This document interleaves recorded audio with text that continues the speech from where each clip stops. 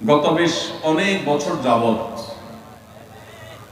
আমাদের দেশে ফেব্রুয়ারি মাস আসলে শুধুমাত্র ভাষা আন্দোলনের কথাই আমাদের সামনে আসে না, বরং এর পাশাপাশি একটি অসভ্যতা, অশ্লীলতা, নোংরামি এবং চরিত্র বিসর্জনের বেদনাদায়ক অধ্যায় রচনা হওয়ার মতো একটি দিবস 14ই ফেব্রুয়ারি, সেটাও আমাদের সামনে আজকাল থমকে দাঁড়ায়, আমাদের সামনে এসে দাঁড়ায়। যেই ফেব্রুয়ারি বাংলাদেশের মানুষের গৌরবের, যেই ফেব্রুয়ারি আমাদের মায়ের ভাষায় কথা বলার অধিকার আদায়ের জন্য তখনকার আব্দুল সালাম, রফিক, বরকত এবং আব্দুল জব্বার সহ অন্য সব ভাষা আন্দোলনের জন্য যারা আত্মত্যাগ দিয়ে করেছেন, তারা তাদের তারুণ্য এবং যৌবনকে যেখানে জুলুমের বিরুদ্ধে কথা বলে সংগ্রাম করে তারা ইতিহাসে স্থান করে নিয়েছেন, সেই সময়ের তরুণদের আজকের যে বংশধরেরা, তাদের সেই তেজ, তাদের সেই চেতনা, তাদের সেই ধার, তাদের সেই শক্তি এবং উদ্যমকে নষ্ট করবার জন্য পশ্চিমা পৃথিবী থেকে ভ্যালেন্টাইন্স ডে নামক একটা বস্তা পচা সস্তা সংস্কৃতি আমদানি করা হয়েছে। আমাদের যুবকেরা যেখানে তাদের চরিত্রকে হেফাজত করে, যুবকেরা তাদের যৌবনের উদ্যমকে ব্যবহার করে দুনিয়া এবং আখিরাতের কল্যাণ সাধন করত, সেই যুবকদেরকে অবৈধ সম্পর্কের বেড়াজালে আটকে ফেলে তাদের উদ্যম, তাদের দ্বীনি, ঈমানি এবং সাধারণ যে চেতনা আছে সেটাকে ধ্বংস করবার এক নীল নকশা আমরা গত অনেক বছর যাবত দেখতে পাচ্ছি। প্রিয় ভাইরা আমার, যেই ফেব্রুয়ারি ছিল আমাদের ইতিহাস ঐতিহ্যের ফেব্রুয়ারি, যেই ফেব্রুয়ারি আমাদের গৌরবের ফেব্রুয়ারি, সেই গৌরবের ফেব্রুয়ারিতে একটি নোংরা দিবসকে আমদানি করে সেটাকে কলুষিত করার অপচেষ্টা করা হচ্ছে। মুসলমানের সন্তান, মুসলিম যুবক, মুসলিম তরুণের সবচাইতে মূল্যবান, মহামূল্যবান সম্পদগুলোর একটি হলো তার সচ্চরিত্র। সচ্চরিত্র যদি নষ্ট হয়ে যায়, এই মুসলিম তরুণ, এই মুসলিম যুবক একটি মৃত লাশের যেরকম কোনো মূল্য থাকে না, সেই মুসলিম তারুণ্যের আল্লাহর কাছে কোনো মূল্য থাকে না। যেই মুসলিম তারুণ্য তার চরিত্রকে, আল্লাহ প্রদত্ত তার যে আখলাক, সেটাকে সে নষ্ট করে ফেলেছে, কলুষিত করে ফেলেছে, নোংরা করে ফেলেছে, এই যুবকের আল্লাহর কাছে কোনো দাম আর থাকে না। ভাইরা আমার, আপনি যদি কোরআন খোলেন, আপনি দেখতে পাবেন ইসলাম আপনার যৌবনের যে তাড়না, আপনার যৌবনের যে উদ্যম, স্পৃহা, চেতনা, আপনার যৌবনের সে যে শক্তি, এটাকে আল্লাহ রাব্বুল আলামিন অবৈধ খাতে ব্যবহার করা থেকে নিয়ন্ত্রণ করবার জন্য পুরো কোরআন জুড়ে আল্লাহ তাআলা আপনাকে নির্দেশ দিয়েছেন, আমাদেরকে নির্দেশ দিয়েছেন। যুবক ভাইরা আমার, আপনি যদি প্রিয় নবী সাল্লাল্লাহু আলাইহি সাল্লামের হাদিসের দিকে তাকান, আপনি দেখতে পাবেন প্রিয় নবীজি সাল্লাল্লাহু আলাইহি সাল্লাম অত্যন্ত মায়া ভরা কণ্ঠে তিনি আপনাকে আমাকে স্নেহ মমতা দিয়ে ডেকে ডেকে বলেছেন, ইয়া মা'শারাশ শাবাব, ওহে তরুণ সম্প্রদায়, ওহে যুবকেরা, মান ইসতাতা'a মিনকুমুল বাআতা ফালইয়াতাযাওয়াজ, তোমাদের কেউ যদি বিবাহ করবার মতো অবস্থা তার হয়, অর্থনৈতিক সার্বিক অবস্থা যদি বিবাহ করবার পর্যায়ে দাঁড়ায়, সেজন্য তার চরিত্রকে হেফাজত করবার প্রয়োজনে মুসলিম তরুণের সবচেয়ে মূল্যবান সম্পদ তার সচ্চরিত্র, এটাকে সুসংরক্ষিত রাখবার জন্য, এটা যেন নষ্ট হয়ে না যায়, সেই জন্য সে যেন বিবাহ শাদী করে তার চরিত্রকে হেফাজত করবার জন্য। আর যার বিবাহ করবার সক্ষমতা এখন অর্জন হয় নাই, টাকা পয়সা উপায় উপার্জন সেভাবে এখনো তার হয় নাই, নবীজি বলেছেন ওমান লাম ইস্তাতি' ফাআলাইহি বিস-সাওম, তাহলে সে যেন সিয়াম পালন করে, নফল রোজা রাখে, এর মধ্য দিয়ে সে আত্মনিয়ন্ত্রণের ট্রেনিং পাবে। সিয়াম তাকে শেখাবে দিনের বেলা রোজা রেখে পান বা আহার করা যায় না, আল্লাহ নিষেধ করেছেন। ক্ষুধা আছে, খাবারও আছে, কিন্তু সে খাবে না।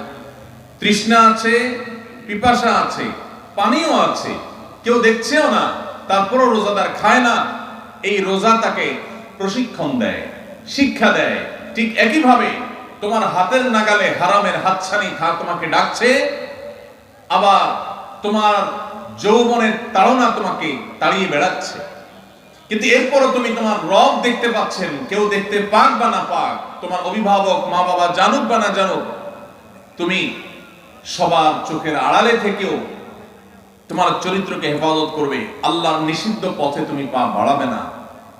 রোজা রেখে যেরকম পানাহার থেকে বিরত থাকার কসরত করেছ, প্রশিক্ষণ নিয়েছ, চেষ্টা করেছ, তোমার যৌবনের যে তৃষ্ণা সেটাকেও অবৈধ খাতে ব্যবহার করবার থেকে বিরত রেখে তুমি তোমার চরিত্রকে, আল্লাহর সামনে সৎ চরিত্রকে নিয়ে তুমি হাজির হওয়ার চেষ্টা করবে।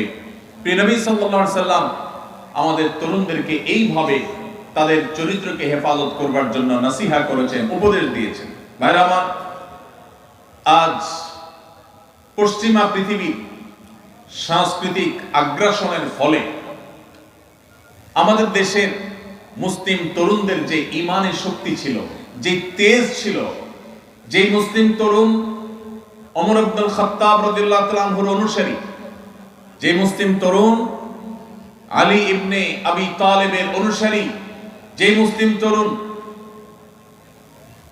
আল্লাহ নবী সাল্লাল্লাহু আলাইহি সাল্লামের সেই এক এক মহাদেশ, এক এক দেশ বিজয়ী সাহাবীদের অনুসারী, যাদের দেখলে গোটা দুনিয়া থরথর করে কাঁপত। অন্যায়কারী, পাপিষ্ঠরা, জালিমরা, অত্যাচারীরা, তাদের কাছে যারা ত্রাস ছিলেন, সেই সাহাবীদের আজকের তরুণ সন্তান যারা, তাদের বেশিরভাগ তাদের চরিত্রকে বিসর্জন করে ফেলেছে, নষ্ট করে ফেলেছে। হারামে তারা গা ভাসিয়ে তারা আজ সেই তেজ, সেই ঈমানী শক্তি, সেই পাওয়ার, সেই ইবাদতের শক্তি আজ তারা হারিয়ে ফেলেছে। ভাইরা আমার, আপনি যদি কোরআন দেখেন, আপনি যদি হাদিস দেখেন, আপনি দেখতে পাবেন আমাদের যুবকদের ঈমান আমল, বিশেষ করে তাদের চরিত্রকে হেফাজত করবার জন্য আল্লাহ তাআলা পুরো কোরআন জুড়ে বিভিন্ন রকমের দার্স এবং শিক্ষার উপকরণ রেখেছেন। আপনি কোরআনে কারীমের একটি বড় সূরা, প্রসিদ্ধ একটি সূরা, সূরা ইউসুফ যদি খোলেন, আপনি দেখতে পাবেন সূরা ইউসুফ আজকের তরুণদেরকে শেখায় কিভাবে পরম সুন্দরী অভিজাত ফ্যামিলির কোন মেয়েও যদি হারামের আহ্বান করে, অবৈধ রিলেশনের প্রতি কেউ যদি ডাক দেয়, আহ্বান করে, মুসলিম তরুণ তার মেরুদণ্ড টান টান সোজা করে আল্লাহর ভয়ে সে সেটাকে না করার মতো ঈমানী শক্তি তার পক্ষে ধারণ করবে। সেই শিক্ষা আল্লাহ তাআলা সূরা ইউসুফে আল্লাহ নবী ইউসুফ আলাইহিস সালামের মাধ্যমে আমাদেরকে দিয়েছেন। ভাইরা আমার, আজ আমাদের যুবকদের চরিত্রকে নষ্ট করবার জন্য এই যে ভিনদেশ থেকে সাধু ভ্যালেন্টাইন, খ্রিস্টানদের একটি ধর্মযাজকের ধর্মীয় একটা দিবস, সেটাকে ভালোবাসা দিবসের মোড়কে, ভালোবাসা দিবসের খোলসে, ভালোবাসা দিবসের আড়ালে সেই খ্রিস্টানদের ধর্মীয় দিবস আজ মুসলিম যুবকদেরকে দিয়ে পালন করিয়ে নিচ্ছে। এই ব্যাপারে আমাদের যুবকদের, তরুণদের মধ্যে তেমন কোনো সচেতনতা নেই। ভাইরা আমার, আমাদের মধ্যে তেমন কোনো চেতনা নাই। আমাদের আজ এক ভয়াবহ নীতি, আদর্শ এবং চরিত্রের দুর্ভিক্ষ চলছে। এই অবস্থা থেকে যদি আমরা উত্তরণ করতে না পারি, এই অবস্থা থেকে যদি আমরা বের হয়ে আসতে না পারি, তাহলে এই মুসলিম তরুণ কখনো ইসলামের বিজয় তো দূরের কথা, তারা আল্লাহর কাছে প্রিয় পাত্র হতে পারবে না, তারা আদর্শ মুসলমান হতে পারবে না। আল্লাহ তাআলা আমাদের তরুণদের ঈমান এবং আমলকে হেফাজত করবার তৌফিক দান করুন। ভাইরা আমার, কোরআনে কারীমে আল্লাহ রাব্বুল আলামিন আমাদেরকে বলেছেন, ওয়াল্লাযীনা হুম লিফুরুজিহিম হাফিজুন,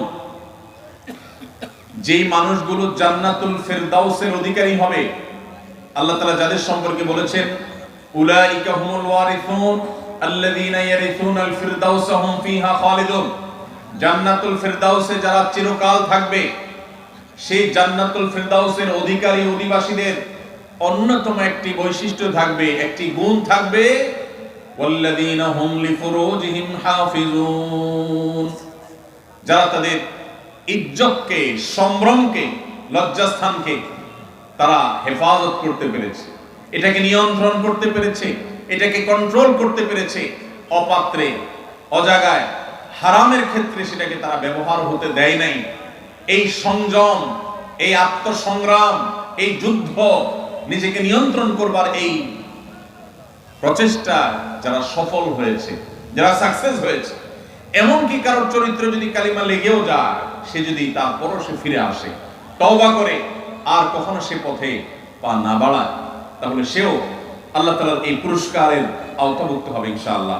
ভাইরা আমার, কোরআনে কারীমের অন্য জায়গায় আল্লাহ বলেছেন কুল্লিল মুমিনিনা ইয়াগুদ্দু মিন আবসারিহিম ওয়া ইয়াহফাযু ফুরুজাহুম, আল্লাহ বলছেন হে রাসূল, আপনি ঈমানদারদেরকে বলে দিন তারা যেন তাদের চক্ষুগুলোকে অবনত করে, চোখকে, দৃষ্টিকে যেন তারা হেফাজত করে, অপাত্রে, অজাগায়, কুজাগায়, হারাম জিনিস, মোবাইলের স্ক্রিনে, পত্রিকার পাতায়, ম্যাগাজিনের পৃষ্ঠায়, দেয়ালে, কম্পিউটার স্ক্রিনে, টেলিভিশন, অফলাইনে কিংবা অনলাইনে, শিক্ষা প্রতিষ্ঠানে কিংবা বাজারে, কোথাও যেন তারা অপাত্রে, হারাম নারীর দিকে তারা দৃষ্টিপাত যেন না করে, তারা যেন তাদের চোখকে হেফাজত করে, নিয়ন্ত্রণ করে, তাদের সম্ভ্রম, তাদের ইজ্জত, তাদের আবরু, তাদের লজ্জাস্থানকে যেন তারা হেফাজত করে।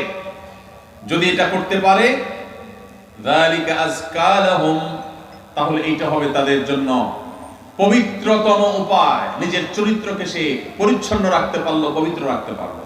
ভাইরা আমার, আল্লাহ শেষে বলছেন ইন্নাল্লাহা খাবীরুম বিমা ইয়াসনাউন, ঈমানদাররা যেন জেনে রাখে যে যা করে, মেসেঞ্জারে হোক, হোয়াটসঅ্যাপে হোক, ইমোতে হোক, অফলাইনে কিংবা অনলাইনে হোক, যে যা করে না কেন, আল্লাহ বলছেন আল্লাহ রাব্বুল আলামিন তার সব কিছু সম্পর্কে সম্যক অবগত। আল্লাহর কাছে কোনো কিছু লুকায় থাকে না। আপনার বাবা জানে না, আপনার মা জানে না, আপনার প্যারেন্টস, অভিভাবক জানে না, আপনার বড় ভাই জানে না, আপনার টিচার জানে না, আপনার স্ত্রী জানে না, আপনার অনেক আপনজন যারা আপনাকে ভালো মনে করে, আপনার চরিত্রটাকে ভালো মনে করে, তারা জানে না। কিন্তু ইন্নাল্লাহা খাবীরুম বিমা ইয়াসনাউন, আপনি যা করছেন আপনার রব আল্লাহ রাব্বুল আলামিন সবকিছু জানেন। কিয়ামতের ময়দানে সবার সম্মুখে আপনার সমস্ত গোমর, সমস্ত চরিত্রহীনতা, সমস্ত নোংরামি, সমস্ত অশ্লীলতা, সমস্ত হারাম সম্পর্ক এবং রিলেশনকে আল্লাহ রাব্বুল আলামিন ফাঁস করে দিবেন। ভাইরা আমার, ঠিক একই নির্দেশ আল্লাহ তাআলা মা বোনদেরকে দিয়েছেন, মেয়েদেরকেও দিয়েছেন। তারাও যেন তাদের দৃষ্টিকে অবনত রাখেন এবং তাদের লজ্জাস্থানকে, ইজ্জত আবরুকে তারা হেফাজত করেন, এবং তারা যেন তাদের সৌন্দর্যগুলোকে প্রকাশ করে না বেড়ান, এগুলোকে যেন প্রদর্শন করে না বেড়ান। পশ্চিমারা, পৃথিবীর অনেক দেশ, তারা আমাদের মা বোনদেরকে ভোগ্য পণ্যে পরিণত করেছে।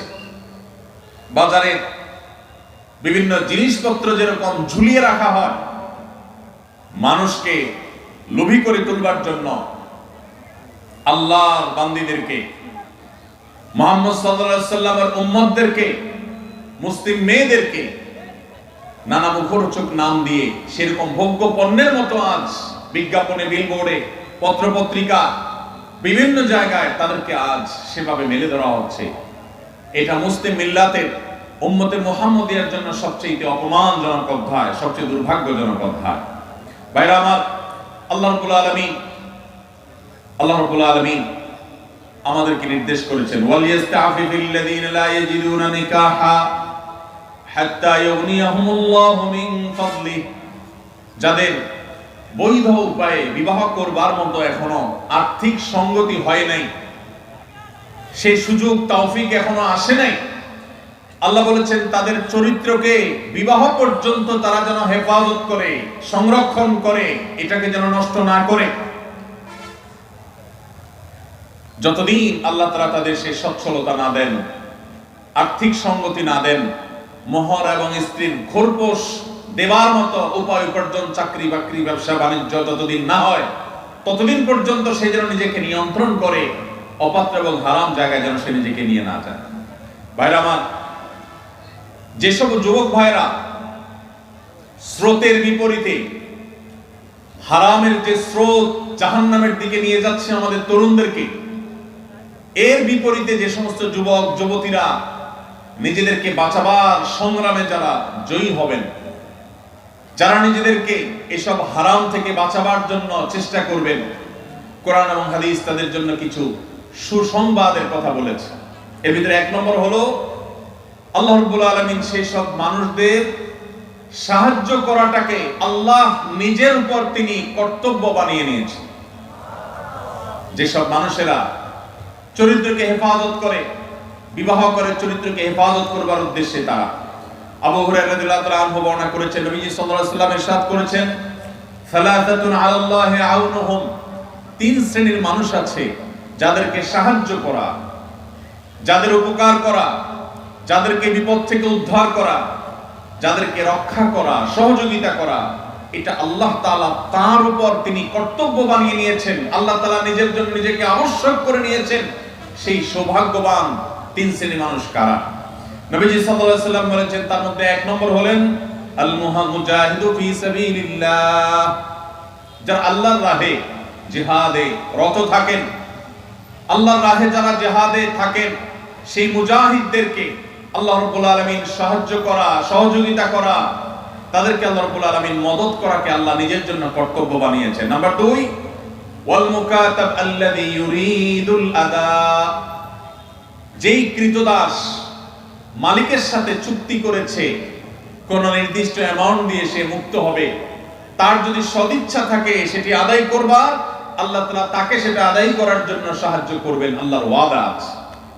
নাম্বার 3, যেই ব্যক্তিকে আল্লাহ রাব্বুল আলামিন সাহায্য করা ওয়াদা আল্লাহর আছে, আল্লাহ তাআলা সাহায্য করাটাকে তার জন্য কর্তব্য বানিয়ে নিয়েছেন, তিনি হলেন ওয়ান্নাকে আল্লাযী ইউরিদুল আফাফ, যে যুবক, যে মানুষ বিবাহ বন্ধনে আবদ্ধ হয়েছেন, তার উদ্দেশ্য তার চরিত্র যেন কালিমাযুক্ত না হয়, চরিত্রকে হেফাজত করবার জন্য যে বিবাহের পথ বেছে নেয়, নবীজি সাল্লাল্লাহু আলাইহি ওয়াসাল্লাম বলেছেন, এই বিবাহ করা মানুষ, এই চরিত্র রক্ষা করা মানুষ, এই বীর, একে আল্লাহ রাব্বুল আলামিন সাহায্য করা, তাকে অর্থনৈতিকভাবে বরকত দেওয়া, তার জীবনের সার্বিক কল্যাণ দান করা, এই জিনিসটা আল্লাহ নিজের জন্য আল্লাহ কর্তব্য বানিয়ে নিয়েছেন।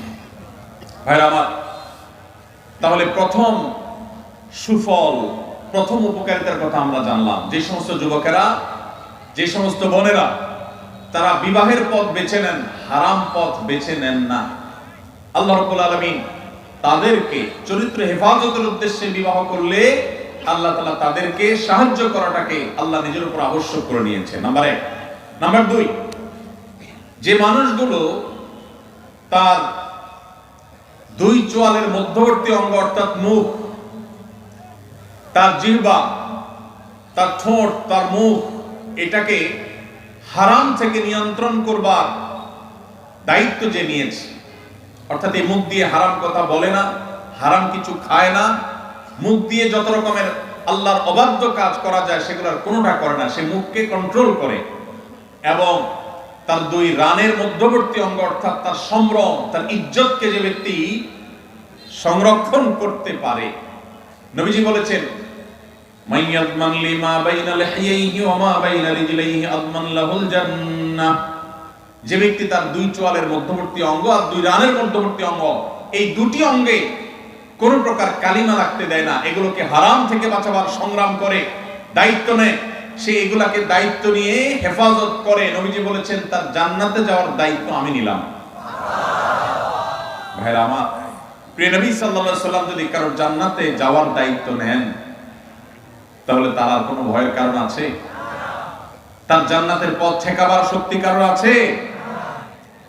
এত বড় অফার, এত বড় সুসংবাদ অন্য কোন নেকামল করার ক্ষেত্রে সচরাচর পাওয়া যায় না। যুবক ভাইরা, যদি যৌবনের সময়টাকে কালিমা মুক্ত রাখবার সংগ্রামে আপনি জয়ী হতে পারেন, মনে রাখবেন এটা হলো আপনার সবচেয়ে বড় বীরত্ব, এটা হলো আপনার সবচেয়ে বড় বাহাদুরি, এটা হলো আপনার সবচেয়ে বড় পুরুষত্ব। কারণ আপনার মধ্যে কন্ট্রোলিং পাওয়ার আছে, নিয়ন্ত্রণ করবার ক্ষমতা আছে, যৌবনের তাড়না আছে, যৌবনের উচ্ছলতা আছে, যৌবনের স্পৃহা আছে, যৌবনের তাগাদা আছে। সেটা আপনাকে হারামের দিকে যেতে বলে, এবং হারামের দিকে যাওয়ার জন্য শত সহস্র অফার এবং সুযোগ আপনার সামনে আছে। এরপরও আপনি নিজেকে যদি নিয়ন্ত্রণ করতে পারেন, নিজেকে যদি আটকে রাখতে পারেন, হারাম থেকে যদি বাঁচাতে পারেন, তাহলে মনে রাখবেন আজ এই 2025-এর যে পৃথিবী, আধুনিক পৃথিবীতে এর চাইতে বড় বীরত্ব মুসলিম তরুণের জন্য আর কোনো কিছুই হতে পারে না। মুসলিম তরুণের সবচেয়ে বড় বীরত্ব, সবচেয়ে বড় তার সংগ্রামের জায়গাটা হলো সে তার ঈমান আমলকে হেফাজত করার পাশাপাশি তার চরিত্রকে কালিমা মুক্ত রাখতে পেরেছে। আল্লাহ তাআলা আমাদের যুবক ভাইদেরকে সেই তৌফিক দান করুন। ভাইরা আমার, যদি আপনি এই কাজ করে এই সংগ্রামে যদি আপনি জয়ী হন, তৃতীয় যে পুরস্কার আপনার জন্য রয়েছে সেটি হলো, আমরা সবাই জানি কিয়ামতের ভয়াবহতম দিনে যে সকরুণ দৃশ্যের অবতারণা হবে, যে নির্মম দৃশ্য সেদিন আল্লাহ তাআলা সৃষ্টি করবেন, সেদিন প্রত্যেকটা মানুষ পাগল করা হয়ে যাবে।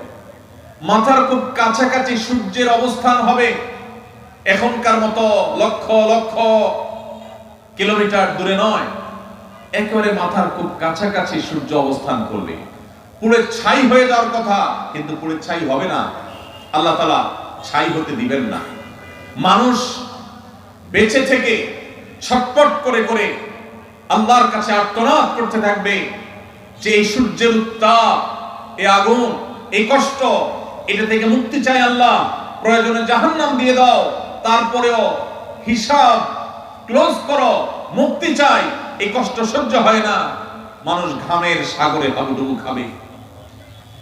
মৃত্যু আর আসবে না, মৃত্যুকে আল্লাহ তাআলা চিরতরে শেষ করে দিবেন। শুধু ভোগ, জান্নাতীদের নিয়ামত, জাহান্নামীদের শাস্তি, দুইটাই স্ব অবস্থান থেকে ভোগ করবে। এটা শেষ হবে না, মৃত্যু আর আসবে না।